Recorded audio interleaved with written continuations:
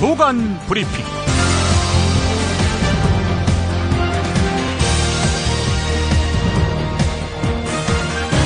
2015년 9월 17일 목요일입니다.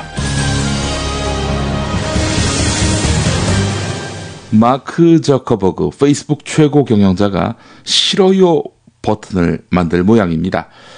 이용자와의 일문일답에서 이렇게 밝혔다고 하는데요. 페이스북에는 다른 이용자의 게시물에 엄지손가락을 치켜든 모양의 좋아요, 즉 라이크 버튼이 달려있죠. 이용자들은 그동안 싫어요 버튼을 만들어달라고 요구해왔지만은 페이스북은 15억 명의 이용자가 긍정적인 상호작용을 하기를 바란다 라면서 거부했습니다. 싫어요 버튼 만들면은 분쟁의 소지가 있다 이렇게 본 것 같은데요. 자, 그런데 저커버그가 생각을 바꾼 모양입니다. 이용자들이 공감을 표시하길 원하는 것으로 알고 있다. 슬픈 일이 있을 때 좋아요 버튼을 누르는 것이 적절치 않으며 슬픔을 이해한다는 표현을 하고 싶어하는 것으로 알고 있다. 이렇게 말했다고 하는데요. 가족이 사망했거나 시리아 난민 위기와 같은 슬픔을 나누고 싶어하는 이용자들의 요구를 해결할 수 있는 방안을 연구하고 있다. 이렇게 밝혔다는 겁니다. 자, 하지만 페이스북이 싫어요 버튼을 만들면 이게 페이스북에게 도움이 된다. 이런 평가도 있습니다. 미국 시사주간지 타임은 싫어요 버튼이 이용자들이 사이트에 머무는 시간을 늘려서 광고의 효율성을 높이게 되면 저커버그와 페이스북 주주들에게 더 많은 수익을 안겨줄 것이다. 이렇게 분석했다는 겁니다. 이게 맞는다면은 페이스북의 의도, 여러분 좋아요 버튼 누르시겠습니까? 싫어요 버튼 누르시겠습니까? 이 시각 간추린 뉴스부터 살펴보겠습니다. 우리 당의 단합과 또 당 외부를 망라하는 통합의 노력을 기울여서 다음 총선에서 반드시 이길 수 있는 정당을 만들어내겠습니다. 새정치민주연합이 어제 중앙위원회를 열었죠. 비주류 의원들의 거센 반발이 있었습니다마는 혁신안을 처리했습니다. 이 과정에서 무기명 투표를 요구하던 일부 비주류 의원들은 집단 퇴장하면서 혁신안 통과 무효를 주장해 후폭풍을 예고했습니다. 김무성 대표로는 차기 대선 어렵다. 친박 중에 차기 대선에 도전할 사람이 있다. 오픈 프라이머리는 사실상 불가능하다. TK 의원들 현지 분위기는 매우 힘들다 등 대통령 정무특보인 윤상현 새누리당 의원의 폭탄 발언에 김무성계와 대구 경북의 지역 기반을 둔 비박계가 발칵 뒤집혔습니다. 친박 핵심인 윤상현 의원의 발언은 사실상 박근혜 대통령의 의중을 대변한 것으로 해석되면서 당내 반발이 극심해지고 있습니다. 김무성 대표는 아무 입장 표명을 하지 않았습니다. 미국뿐 아니라 전 세계 금융시장의 초미의 관심사지요. 미국 기준금리에 대한 인상 여부 결정이 초읽기에 들어갔습니다. 미국 연방준비제도는 통화정책결정기구 연방공개시장위원회의 9월 정례회의가 시작됐다고 밝혔습니다. 금리 결정 결과 언제 나오느냐, 우리 시각으로 내일 새벽 3시라고 합니다.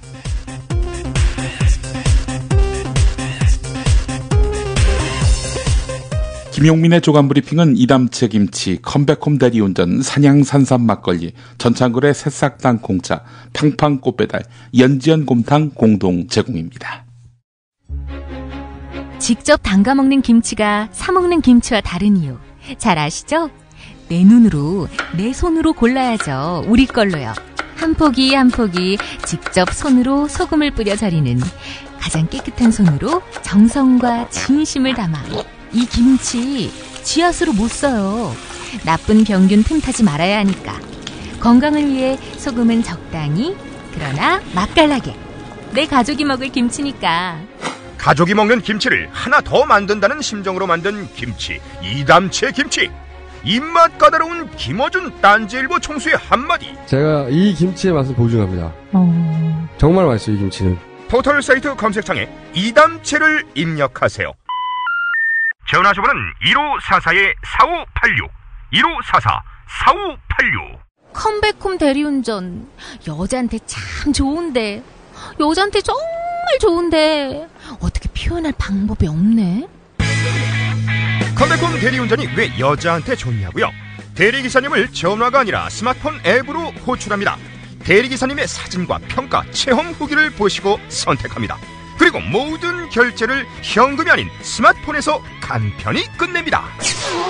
컴백홈 대리운전 왜 이제 나왔니? 묻지도 따지지도 않는 대리운전, 이제 컴백홈으로 바꾸자. 구글 플레이 앱스토어에서 컴백홈 대리운전을 입력하세요.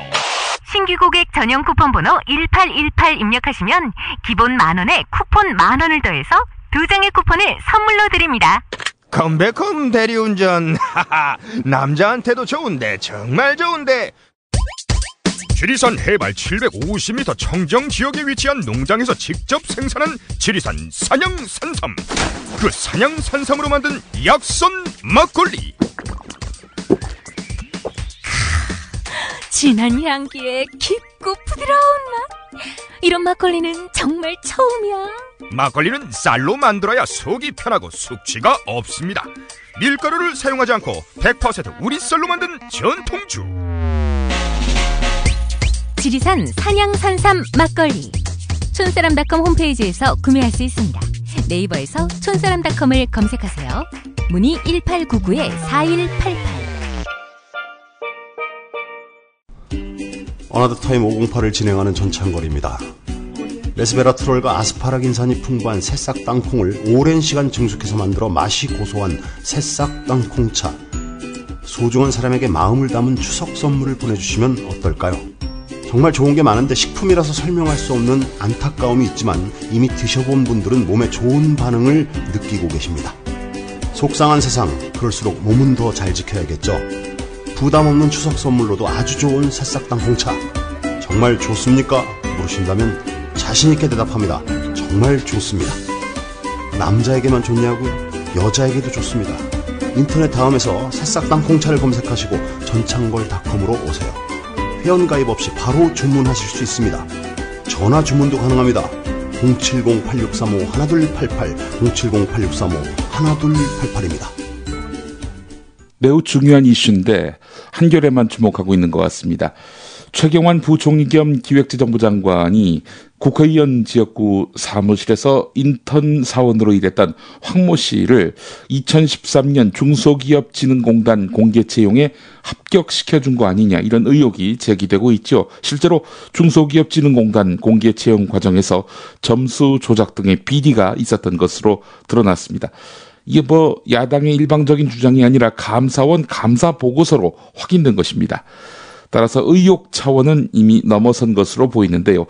자, 그런데 한겨레 신문 일면을 보니까 말이죠. 최경환 부총리의 운전기사 역시 공단 직원으로 채용된 것으로 확인됐습니다. 자, 둘 다 최경환 부총리하고 연관돼 있는 인물이라면 당연히 최경환 부총리가 입김을 불어넣은 거 아니냐, 이런 의혹은 더욱더 커지게 됐습니다. 한겨레가 중소기업진흥공단과 이원욱 새정치민주연합 의원을 통해서 파악해본 결과 최경환 부총리가 초선 의원으로 활동하던 17대 국회의원 시절에 운전기사를 지낸 K씨가 2009년 중소기업진흥공단 대구경북연수원 무기계약직 사원으로 채용됐고 지금은 정규직으로 일하고 있는 것으로 확인됐다는 겁니다. 신규 채용 과정에서 점수 조작으로 합격한 황모 씨가 일하는 곳과 같습니다. 대구경북연수원. 이게 어디 있나 봤더니 최경환 부총리의 지역구인 경북 경산에 있었다는 겁니다. 자, 그런데 이 K씨는 말이죠. 2008년 8월 공단 대구경북연수원 시설관리 용역직원으로 처음 채용됐습니다. 당시에는 연수원이 계약을 맺은 용역업체 소속의 비정규직 신분이었는데요. 1년 뒤에 공단 무기계약직이 되더니 2010년 8월에는 정규직 사원이 됐다는 겁니다. 공공기관에서 청소경비 시설관리 용역 노동자를 정규직으로 채용해야지요. 이 원칙은 옳은데, 근데 이 사람에게만 이 혜택이 이루어졌다는 것이 문제 아니겠습니까? 이름을 밝히지 말아달라고 요청한 중소기업진흥공단 관계자는 청소, 경비, 시설관리 용역은 거의 정규직으로 되는 경우가 없었다. 공단 안에 용역 직원이 많은데 그런 경우는 한 번도 보지 못했다. 이 때문에 공단 안에서는 K씨가 채용되고 정규직이 된 것은 최경환의 힘이라는 소문이 파다했다. 이렇게 말했다고 하는데요. 공단의 다른 관계자는 K씨가 4년에서 5년 전에 결혼을 했는데 최경환 의원이 직접 결혼식에 왔다. 이전 연수원 원장들까지 최경환 의원 얼굴을 보려고 결혼식에 찾아가서 장사진을 이루었다. 이렇게 말했다고 하는데 한겨레가 이 K씨하고 인터뷰를 한 모양이죠. 17대 때 운전기사를 했는데 서울에서 지내는 것이 힘들어 고향인 경산에 내려왔다. 지역 출신이란 점이 유리하게 작용해서 공단 시설관리 용역업체에 들어갔다. 윗사람이 좋게 봤는지 무기 계약직을 거쳐서 정규직이 됐다. 채용 청탁은 전혀 없었다. 이렇게 말했다고 하는데요. 한편 검찰은 수사에 착수했다고 합니다. 사실 이 최경환 부총리의 주변 챙기기가 매우 심하지 않느냐 이런 말이 무성했습니다. 어제 뉴스의 재구성을 통해서도 들으셨습니다마는 요즘 대구고등학교 전성시대입니다. 최경환 부총리의 모교죠. 국세청장, 감사원 사무총장, 서울중앙지검장 모두 대구고등학교 출신입니다. 군서열 1위인 합참의장까지 대구고 출신이 됐습니다. 최근에.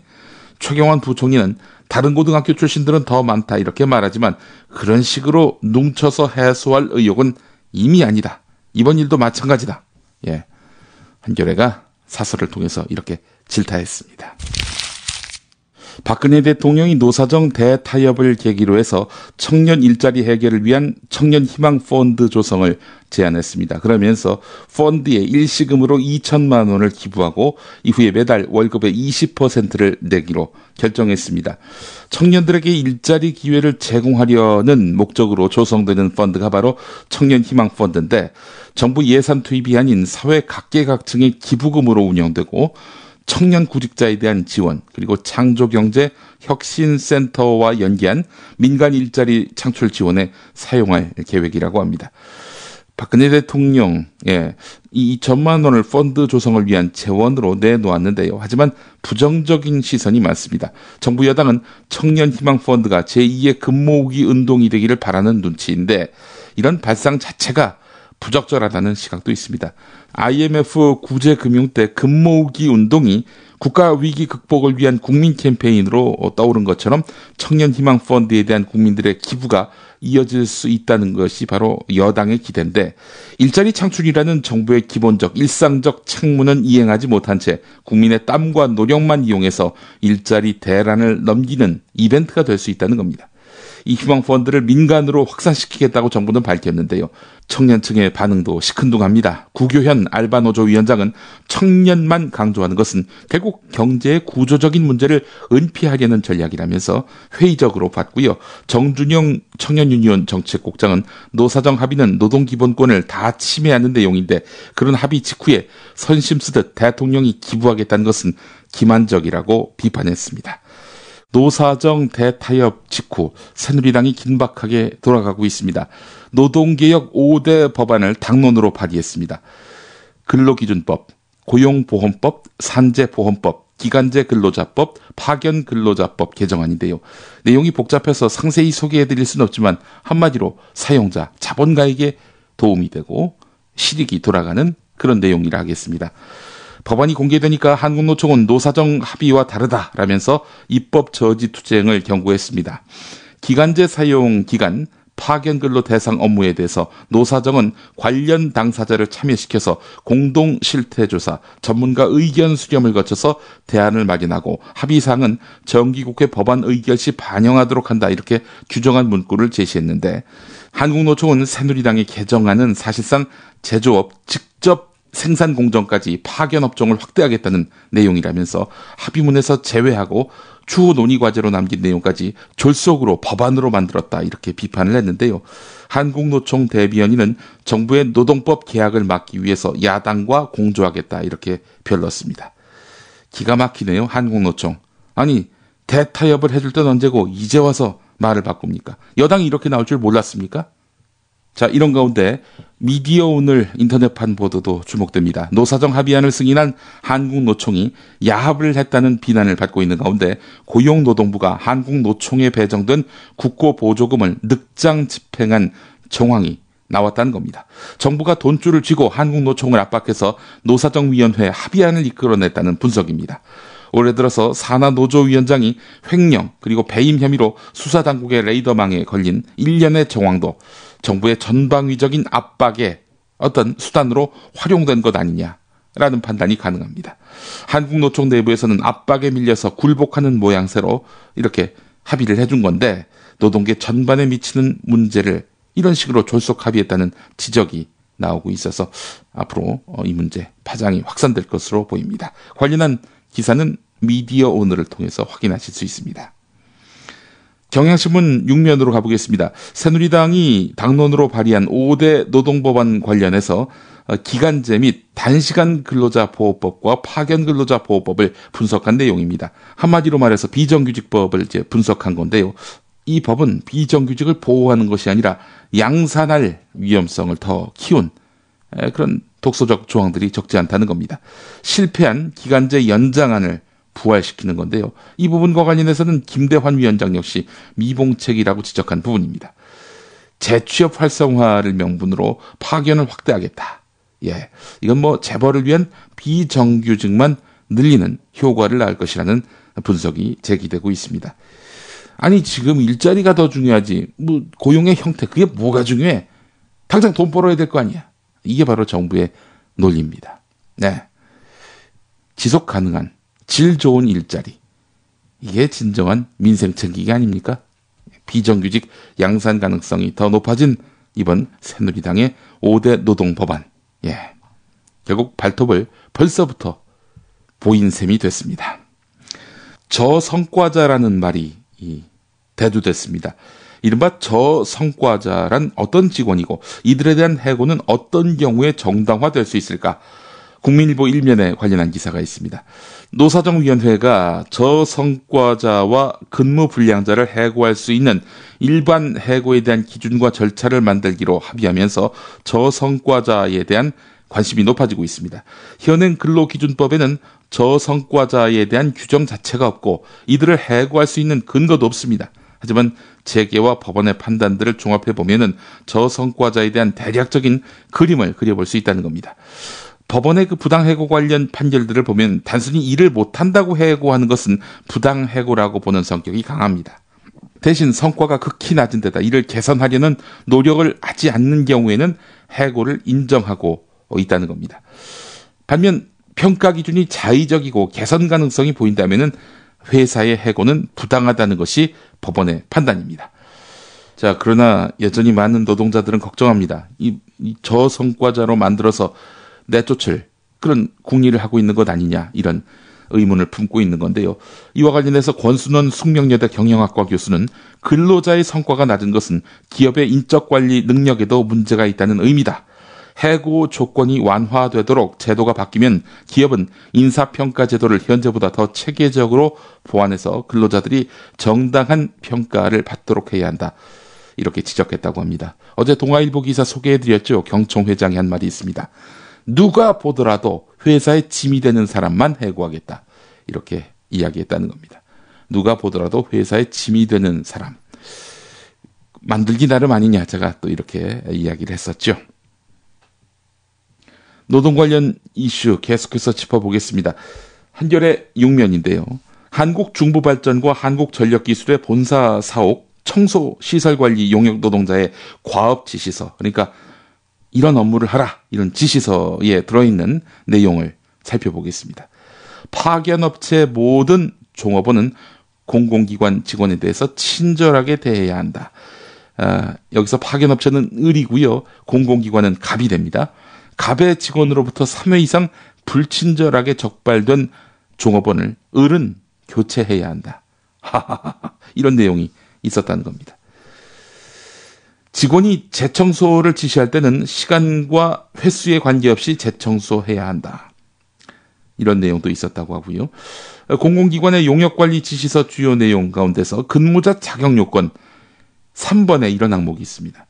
신원 조회 결과 사상이 온전한 자. 이 사상은 또 무슨 놈의 사상을 얘기하는 건지 어처구니가 없습니다. 이 정부 공공기관의 용역 계약이 그러하다는 겁니다. 기사 하나만 더 볼까요? 우리나라 상위 100대 기업 근로자들의 1인당 연평균 급여가 최근 10년 동안 42% 정도 오른 반면에 영업이익은 21% 증가에 그쳐서 최근 10년간 임금 상승률이 영업이익 증가율의 2배인 것으로 분석됐습니다. 한마디로 100대 기업의 고임금 저생산성이 5년 동안 가중되어 왔다. 한마디로 악화되어 왔다. 이런 얘기입니다. 월급 100만 원당 이익이 37%로 급감했다. 이건 아주 세밀한 분석도 나왔는데요. 10년 임금 상승이 이익 증가의 2배나 됐다. 일한 만큼 가져가는 것이 아니라 일 덜해도 많이 가져갔다. 이런 이야기입니다. 이른바 고임금 노동자를 통해서 임금 깎기라는 자본가의 요구를 대변하고 있는 조선일보입니다. 자, 그런데 조선일보 기자들은 말이죠. 봉급 수준이 곧 기자의 격이다. 기자의 명예다. 이런 식으로 주장하면서 회사에다가 임금 인상을 주장해 왔습니다. 미디어 오늘의 관련 기사가 있습니다. 아니, 이런 기사를 쓰는 건 자기 모순 아닌가요? 조선일보가 100대 기업이 아니라서 상관없다. 이렇게 말하진 않겠죠. 설마. 동아일보 오면 가보겠습니다. 이 새누리당 김무성 대표 진영이 발끈했습니다. 그렇지 않아도 윤상현 의원의 일부 언론 인터뷰 때문입니다. 내년 총선에서 4선이 될 친박계 의원들 가운데 차기 대선에 도전할 분이 있다. 친박 독자 후보론을 폈죠. 김무성 불가론으로 언론은 해석했는데요. 이에 대해서 윤상현 의원이 김무성 불가론이 아니다 이렇게 해명을 했습니다. 근데 제가 봤을 때 말이죠. 이거는 치고 빠지기 같습니다. 예. 윤상현 의원은 친박계 핵심이면서 대통령 정무특보기도 합니다. 윤상현 의원 발언에 박근혜 대통령의 의중이 실렸다고 보는 시각을 윤상현 의원이 모르겠습니까? 이런 말 허투루 하겠어요? 예. 말실수라고 볼 수 없는 그런 분명한 맥락이 있습니다. 자, 이런 가운데 김무성 대신에 그럼 어떤 사람이 대선 후보로 친박계에서 거명되고 있느냐. 어제 정우택 새누리당 의원 이야기를 했는데 동아일보 기사에는 없습니다. 그 사람 이름이요. 반기문 유엔 사무총장 그리고 최경환 경제부총리가 이렇게 꼽히고 있습니다. 최경환 경제부총리. 자기 사람 저렇게 부당하게 채용했다는 의혹과 관련해서 해명 안 할 수 없겠군요. 대권주자로 발돋움하려면 말입니다. 또 국정감사에서 보여주고 있는 고답적인 자세 이거 바꾸지 않으면 국민들 신망 얻기 쉽지 않을 겁니다. 예, 뉴스의 재구성 듣고 오겠습니다.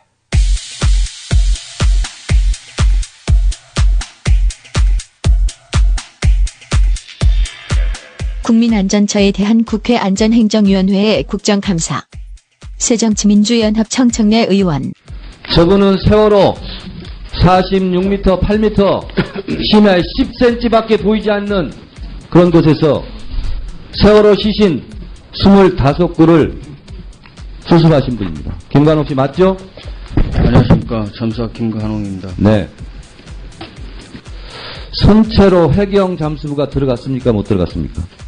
해경 잠수부는 들어갈 능력도 장비도 안 됐습니다. 네. 선체로 진입한 것은 다 민간 잠수사였죠? 예. 결국 지금 이 민간 잠수사가 지금 재판을 받고 있습니다. 왜 그렇습니까? 2014년 세월호 참사 직후인 5월 5일 해경에 의해서 들어온 민간 다이버 2분이 계셨습니다. 그분 중에 한 분이 그 5월 6일 날 첫 잠수에서 사망하셨습니다. 그 사망 이유가 저희 민간 잠수 선임이셨던 공우영 형님께서 저희 민간 잠수사를 책임지고 있다고 하셔서 그분을 업무상 과실치사 혐의로 형사고발을 했습니다. 그 공잠수사가요, 돌아가신 분을 인솔 했습니까? 아닙니다. 저희는 어떤 권한도 능력도 없었고, 만약에 그 형님이 그런 능력이 있었다면 그러한 사고는 일어나지 않았을 것입니다. 네. 그러니까 해경이 결국은 잠수도 허락하고 다 한 거죠. 체계가 잡히는 해경 일방적인 내용도 모르는 분들이, 알지도 원하는 분들이 저에게 일방적 강요와 지시만 했습니다. 공잠수사는 잠수사들이 굉장히 기술과 능력이 이런 가지 있기 때문에 융합하기 힘든데 그분이 오면 그분의 리더십을 다 인정하고 있죠. 현재 현업에 종사하는 잠수사 중에 경력과 인지도는 최고의 형님입니다. 네. 그분이기 때문에 잠수사들이 자연스럽게 따른 거죠. 저희 투입된 잠수사들은 개별적 사업자가 있고 현장에 입찰 또는 이런 걸로 들어가지만 그 형님이기 때문에 그 형님을 따를 수밖에 없었습니다. 자, 그런데 그 중에서 잠수사가 사망 사건이 발생했는데 그 공 잠수사 그분에게 모든 책임을 지금 덮어씌우기 하고 있는 거죠. 예, 그렇습니다. 사람이 할 짓이 아니죠. 그걸 정부가 했습니다. 사람이 할 짓이 아니죠. 그걸 정부가 했습니다. 공우영 잠수사의 혐의가 뭐라고 합니까? 업무상 과실치사입니다. 업무상 과실치사. 자, 해경본부장님. 예. 업무상 과실치사, 무슨 업무상 과실을 했습니까? 공잠수사가. 수사 당시 있고 그래서 제가 뭐 판단을 못하지만 당시에 이제 사람이 죽었기 때문에 당시에 공우영 감독관 하에서 잠수가 이루어졌다 해서 그런 식으로 조사가 된 걸로 알고 있습니다. 예. 방금 전에 홍익태 해양경비안전본부장이 공우영 잠수사가 언딘 업체 소속이라고 말했습니다. 정부가 수색을 위탁한 업체가 바로 언딘. 따라서 기소된 공우영 잠수사가 언딘 소속이라면 책임을 물을 수도 있어 보이는데. 사실입니까? 아닙니다. 전혀 아닙니까? 이게 위증이면 제 생명을 놓겠습니다. 네. 자, 홍 본부장님. 예, 방금 그 부분에서는 제가 말씀을 드리려고 했습니다. 제가 잘못 확인한 부분이고. 잘못 얘기했어요? 예, 순환구호법에 의해서 저희가 동원을 했고. 언딘 소속이 아니라고 지금 다시 했는데, 그러면 이분이 무슨 죄가 있어요? 그 돌아가신 잠수사를 하고 아무 관계가 없어요. 현장에서 모이신 분들이에요. 현장을 장악하고 통제하지 못한 해경이 책임 있죠. 자기들이 벌을 받으니까 억울한 사람 2명 씌워가지고 1명 지금 재판받게 하고 있는 거 아닙니까? 세월호 실종자 수색을 하던 때 이를 회고하는 김 잠수사. 희생자들은 극심한 공포와 낮은 수온과 그리고 수압에 의해서 아주 고통스럽게 사망하셨습니다. 한 구 한 구 엉켜서 저희 손으로 한 구 한 구 달래가면서 한 구 한 구 안아서 올릴 수밖에 없었습니다. 마치 살아있는 것처럼 어머니한테 가야 되지 않느냐, 아버지한테 가야 되지 않느냐 이렇게 달랬을 때 엉킨 손이 풀어졌다고 합니다. 자, 제가 말씀드리고 싶은 것은 국가를 대신해서 선체로 들어가신 분들은 해경이 아닙니다. 이 민간 잠수사예요. 시신 290여 구를 수시소에 왔어요. 근데 잠수 한 분이 사망했습니다. 그 책임을 그 리더였던 그분에게 지금 덮어 씌워가지고 재판을 걸고 있어요. 책임지라고. 이게 국가가 할 짓입니까? 네. 누군가 책임을 져야 한다는 거. 왜 저희 민간 잠수사입니까? 저희는 거기 그 현장에 돈을 벌려고 간 게 아닙니다. 자발적으로 저희 마음이 아파서 간 거지 돈을 벌려고 간 그런 현장이 아닙니다. 제발 상식과 통념에서 판단을 하셔야지. 법리 논리? 저희가 간 게 양심적으로 간 게 죄입니다. 어떤 재난에도 국민을 부르지 마십시오. 정부가 알아서 하셔야 됩니다. 이상입니다.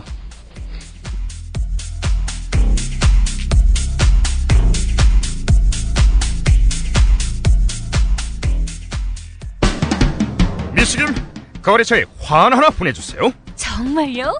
아니, 미스김한테 꽃 보내는 게 아닌데 왜 이렇게 좋아해요? 부장님, 꽃배달하면 팡팡 꽃배달이에요. 모르셨어요? 팡팡 꽃배달 스마트폰 앱을 설치해서 주문하면 그때마다 10% 적립이 되고 소개받은 친구가 팡팡 꽃배달을 시키면 또 저한테 7% 적립되고요.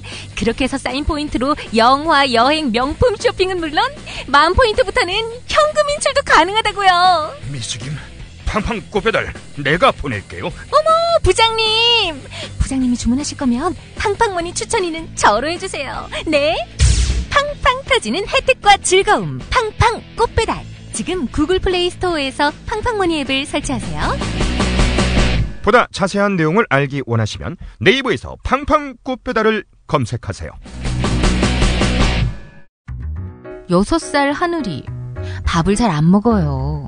엄마, 나 이거 맛이 없어요. 그만 먹을래요. 엄마의 걱정은 점점 더해가는데요.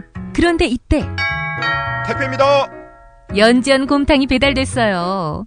직접 도끼로 팬 장작불 위에 와규를 한가득 넣은 가마솥에서 24시간 끓인 진국. 연지연 곰탕이 하늘이 입에 들어가는 순간, 아, 맛있다. 엄마 한 그릇 더 주세요. 하늘이의 밥도둑 연지연 곰탕. 조미료 같은 첨가물이 전혀 들어가지 않아 엄마의 기쁨은 더하답니다. 연지연 곰탕은 강화군에서 김포시 방향으로 강화대교 건너자마자 있습니다. 포장 판매는 한 팩 800g에 7,000원, 7팩 이상 무료 배송합니다. 주문 전화는 010-7252-1114, 010-7252-1114. 김용민이 전해드리는 조간 브리핑. 이른 아침 조간신문 핵심 기사를 훑어보는 시간, 김용민의 조간 브리핑. 월요일부터 토요일까지 매일 오전 7시대에 업데이트됩니다. 뉴스뿐 아니라 그 안에 숨은 맥락도 짚어드립니다. 경향신문 8면을 보면은 정윤회 건드린 죄, 문건 연루자들 순환, 이런 제목의 기사가 있습니다. 검찰이 하반기 사정에 열을 올리고 있죠. 이게 청와대 의중이 은연중에 반영돼 있다는 분석이 나오고 있는데요. 공교롭게도 일부 수사가 정윤회 비선실세 문건 파문과 직간접적으로 연관된 분야나 인물을 겨냥하고 있기 때문이란 겁니다. 어떤 내용이냐? 서울중앙지검 특수일부는 지난 15일에 국민체육진흥공단과 한국스포츠개발원 그리고 연구개발업체 4곳에서 5곳을 압수수색했습니다. 검찰은 공단 측이 스포츠 연구 개발 명목으로 국고보조금을 유용했다고 의심하고 있습니다. 자, 그런데 이게 정윤회 파문과 어떤 연관이 있느냐? 박근혜 대통령이 최근에도 체육계 비리 척결 필요성을 언급했고 청와대 민정수석실과 검찰이 이 같은 상황을 교감한 것으로 알려졌습니다. 새정치민주연합 안민석 의원이 지난해 4월에 대정부 질의에서 이런 말을 했죠. 권력 실세인 정윤회 씨 딸이 승마 국가대표로 특혜 선발됐다. 이렇게 공개 거론하면서 정윤회 씨의 체육계 개인 문제가 도마에 올랐는데요. 이어서 승마협회에 대한 감사 문제를 둘러싸고 문화체육관광부 간부급 직원 2명이 동시에 경질된 사실이 정윤회 문건 파문 와중에 드러났었지요. 특히 유진용 전 문화부 장관은 박 대통령이 직접 2명을 언급하면서 경질을 요구했다고 밝혀서 논란을 증폭시켰고요. 이러한 일련의 과정이 정윤회 실세설의 근거로 거론이 됐습니다. 검찰이 수사에 착수한 정윤회 문건 파문 연루자가 또 있습니다. 서울중앙지검 강력부는 최근 박동열 전 대전지방국세청장의 세무법인 사무실을 압수수색했습니다. 검찰은 박동열 전 청장이 2011년 퇴임 후 유흥업소를 운영하는 박모 씨에게서 세무조사 무맛 청탁과 함께 1억 원가량의 금품을 받은 것으로 보고 있는데요. 박동열 전 청장은 이른바 청와대 십상시와 정윤회 씨의 유착관계를 청와대 공직기강 비서관실 박반천 전 행정관에게 제보했다고 지목된 인물입니다. 물론 검찰은 박동열 전 청장에 대한 수사가 정윤회 문건 파동과 전혀 무관하다 이렇게 펄쩍 뛰고 있는데요. 하지만 청와대 입장에서는 그를 정윤회 문건 파문에 단초를 제공한 인물로 생각하리라는 것도 쉽게 짐작할 수 있는 부분입니다. 정윤회 건드린 죄. 우연의 일치라고 보기는 어려운 측면이 많네요. 한겨레 8면 보겠습니다. 박정희 대통령의 긴급조치 발령은 불법 행위가 아니어서 국가가 피해자들에게 배상할 필요가 없다는 대법원의 판결이 나왔습니다. 자, 그런데 이를 정면으로 반박하는 하급심 판결이 잇따르고 있습니다. 긴급조치 면죄부 논란, 지난해 10월에 촉발됐죠. 대법원 2부, 이상훈 대법관, 이 사람이 긴급조치 9호 피해자 손해배상 사건에서 당시엔 긴급조치 9호가 위헌, 무효로 선언되지 않았기 때문에 긴급조치로 인한 복역은 국가기관의 불법 행위가 아니다 라면서 국가의 배상 책임을 면해줬습니다. 자, 그러나 올해 2월에 광주지법 목포지원의 민사 1부 이옥형 재판장은요, 이 판결을 조목조목 반박하고 나섰습니다. 위헌성이 중대하고 명백한 긴급조치가 발령되고 그에 따른 집행이 이루어졌다면 개별 공무원들의 과실이 끼어들지 않더라도 그 자체가 국가의 불법 행위가 된다라고 밝혔습니다. 이어서 이렇게 해석하지 않을 경우 국가는 형식적 법치주의 논리 아래 중대한 불법을 저지르고도 책임을 회피하게 된다라면서 국가의 존재 이유가 국민의 기본권 보장에 있다라는 현대 민주주의 원리에 부합하지 않는다라고 지적했습니다. 그래서 재판부는 긴급조치 9호 피해자 유족에게 국가가 2억여 원을 배상하라고 판결했습니다. 한 달 뒤 대법원은 더 노골적으로 긴급조치를 옹호하는 판결을 내렸어요. 대법원 3부 권순일 대법관이 주심이었는데요. 긴급조치 9호가 사후적으로 위헌, 무효가 됐더라도 유신헌법에 근거한 대통령의 긴급조치권 행사는 고도의 정치성을 띤 국가행위다. 대통령은 긴급조치권 행사에 정치적 책임을 질 뿐 법적 의무를 지는 것은 아니다. 이런 아주 묘한 판결을 내렸단 말이죠. 자, 그런데 서울중앙지법 민사 11부 김기영 재판장은 이런 대법원 판결을 언급하면서 헌법의 문헌에 명백히 위반되는 긴급조치 구호 발령은 대통령의 헌법소 의무를 위반한 것으로서 고의 내지 과실에 의한 위법 행위에 해당한다. 이러면서 발령 행위는 집행을 당연히 예정하고 있었기 때문에 긴급조치 구호 관련 수사 판결 복역으로 입은 피해는 긴급조치 발령 행위로 인한 것이라면서 교도소 복역 중에 박정희 대통령을 비판해서 긴급조치 구호에 의해 처벌받은 송모 씨와 가족들에게 1억 원을 배상하라고 판결했습니다. 대법원의 반기를 든 하급심. 네, 용기 있는 판결에 박수를 보냅니다. 법조 관련 소식 하나 더 보겠습니다. 한국일보 28면인데요. 국가정보원 대선 개입 사건 당시 여성, 호남, 야당에 대해서 수천 건의 악성 댓글을 퍼뜨린 제3회 국정원 직원에 대해서 검찰이 2년이 넘도록 아무런 법적 조치를 취하지 않아서 비판이 제기되고 있습니다. 그가 사용한 아이디 이름을 따라서 좌익-효수로 불리는 이 직원에 대해서 검찰은 계속 수사 중이라는 답변만 하고 있다는 겁니다. 납득할 만한 근거를 제시하지 않은 채 사건 처리를 미루는 사이에 피해자의 손해배상 청구 소송에까지 불리한 영향을 미치고 있습니다. 실제 서울중앙지법 민사합의 16부 이정호 부장판사, 이경선 씨 있죠? 망치 부인으로 알려진 분인데 이경선 씨가 이 좌익-효수로 인해서 손해를 입었다. 성적 욕설, 또 비하 발언, 따님에 대한 그런 모욕적인 발언도 있었죠. 차마 인용할 수 없는 이런 폭언이었는데 말이죠. 그래서 이제 이경선 씨가 이 좌익-효수의 글을 제시하면서 손해배상 소송을 냈는데 법원은 이경선 씨가 제출한 증거는 좌익-효수라는 닉네임을 사용한 자가 국정원 직원으로 추정된다는 언론 기사일 뿐 객관적으로 확인된 것이 아니다라고 선고했습니다. 좌익-효수가 국정원 직원임을 확인한 한국일보 보도를 비롯한 신경민 새정치민주연합 의원의 인터뷰 내용은 증거가 될 수 없었다는 겁니다. 그러니까 검찰이 2년 넘게 법리 검토 중이다. 이러지 않고 즉각 수사에 나서서 좌익-효수임을 확인한다면, 그렇다면 법원에서도 이 검찰의 이런 수사 결과에 따라서 이경선 씨 손을 들어줄 수 있지 않았겠는가, 이런 추론이 가능합니다. 수사 지연으로 인해서 진실 규명이 힘든 이 현실, 검찰의 책임이 있다는 겁니다. 검찰은 왜 수사 지연을 이유도 납득할 설명도 없이 지연시키고 있을까요? 서울 지하철 2호선 서초역 안에 7번 출구 방향 벽면에 다소 이색적인 변호사 사무실 광고가 붙었습니다. 너 고소! 예. 고소왕으로 불리는 강용석 변호사가 손가락질을 하는 사진이 실린 붉은 바탕의 포스터입니다. 강용석 변호사가 국회의원 시절인 2011년 지식경제위원회 전체회의에서 안철수 연구소의 예산 전액 삭감을 놓고 민주당 조경태 의원과 막말 설전을 벌이던 모습이었는데요. 자, 이 광고는 뭐냐? 바로 강용석 변호사 광고입니다. 강용석 변호사 사무실. 이런 명의가 달렸고요. 너 고소. 예. 타이틀 멘트입니다. 손가락질 사진, 자극적 문구의 이 변호사 사무실 광고. 이거 강용석 변호사가 직접 사진과 문구를 골랐다고 하는군요. 서울지방변호사회는 강용석 변호사의 사무실 광고의 적법성 여부를 가리기 위한 광고심사위원회를 개최하기로 했습니다. 고소를 조장하는 것 같은 그런 느낌을 받는데요. 이런 말 또 함부로 했다가 강용석 변호사로부터 너 고소! 이런 반응을 사는 것은 아닐까 모르겠습니다.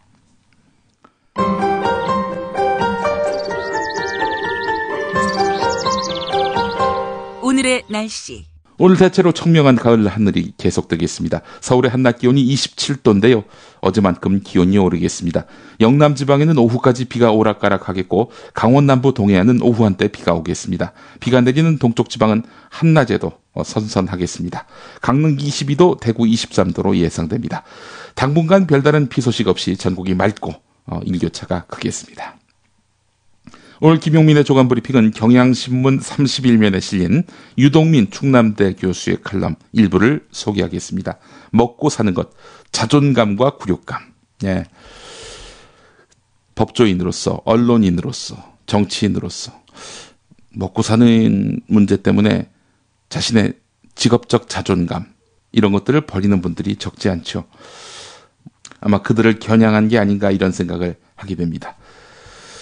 나는 애초부터 국가에 대해서는 그리 큰 기대를 걸지 않는 편이다. 그러나 그 흔한 말만 따나 국가에도 격이 있는 것이라면 그것은 결코 대형 빌딩 전면에 뒤덮는 태극기의 크기 따위에서 나오는 것이 아니라 비록 립 서비스일지언정 좋은 일자리를 원하면 노조에 가입하라고 말하는 최고위 정치인이 있는 데서 나온다고 생각한다. 좋은 일자리를 원하면 노조에 가입하라. 미국 오바마 대통령이 한 말이죠. 비록 역사로부터 배움을 얻지 못하는 비루한 시대를 산다 하더라도 끝까지 새겨야 할 역사의 교훈은 어떤 지배계급도 스스로 대우각성해서 기득권을 버린 적은 없다는 것. 오히려 조금이라도 가져갈 이득이 있다면 끝까지 취하려 한다는 것. 그러므로 그저 자신에게 주어진 굴욕을 참으며 버티는 것만으로 세상은 바뀌지 않는다는 것이다. 자존심을 잊고 먹고 살기 위한 행위를 온갖 대의명분으로 합리화하는 일을 때문에 더 많은 사람들이 먹고 살기 위해서 더 많은 굴욕을 감내해야 한다는 뜻이기도 하다. 법조인, 언론인의 자존심 회복을 요구합니다. 내일 뵙겠습니다.